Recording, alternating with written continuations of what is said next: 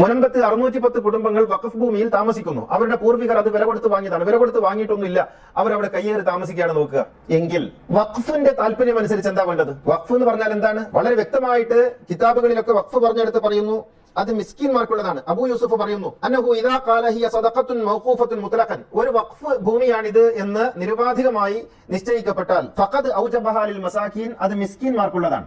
അടിസ്ഥാനപരമായി വഖഫ് ഭൂമി മിസ്കിന്മാർക്കുള്ളതാണ്. അപ്പൊ മുനമ്പത്ത് വഖഫ് ഭൂമിയുണ്ട്. ആ വഖഫ് ഭൂമിയിൽ പതിറ്റാണ്ടുകൾക്ക് മുമ്പ് അവിടെ കുറെ ആളുകൾ താമസിക്കുന്നു. അവർ കയ്യേറിയതാണെന്ന് തന്നെ വെക്കുക, മറ്റതൊക്കെ അങ്ങ് പറഞ്ഞാൽ എങ്കിൽ പോലും വഖഫിന്റെ താല്പര്യം അനുസരിച്ച് അവരവിടെ താമസിക്കട്ടെ എന്ന് വെക്കുകയാണ് വേണ്ടത്. ഇറങ്ങിപ്പോകാൻ പറയാനൊരു വകുപ്പില്ല. കാരണം വഖഫ് മിസ്കീന്മാർക്കുള്ളതാണ്. മുസ്ലിമായ മിസ്കീൻ അല്ല കേട്ടോ, അഗതികളായ മനുഷ്യർക്കുള്ളതാണ്. അത് മതമുള്ളവരാണെങ്കിലും മതമില്ലാത്തവരാണെങ്കിലും ക്രിസ്ത്യാനികളാണെങ്കിലും യഹൂദരാണെങ്കിലും ആരാണെങ്കിലും അവിടെ അവർ താമസിക്കുക എന്നുള്ളതാണ് വഖഫിന്റെ താല്പര്യം.